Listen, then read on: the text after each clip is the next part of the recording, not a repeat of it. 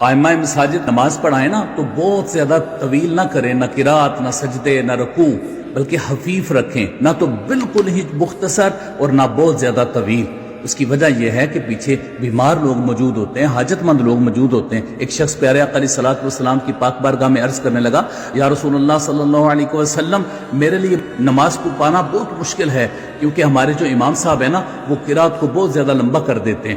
پیارے آقا علیہ الصلوۃ والسلام شدید جلال میں آگے آپ صلی اللہ علیہ وسلم نے فرمایا، ایھا الناس انکم منفرون فمن صلی بالناس فلیخفف فان فیہم المریض والضعیف وذا الحاجہ۔ امام بخاری نے اس کو روایت کیا، حدیث نمبر 90 ہے۔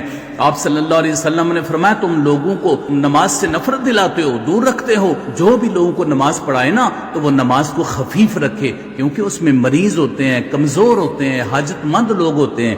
اس لیے نہ تو اس طرح نماز ادا کی جائے کہ تعدیل ارکان ہی ادا نہ ہوں، اور نہ اتنی طویل کر دی جائے کہ پیچھے نماز پڑھنے والوں کے لیے تکلیف ہو۔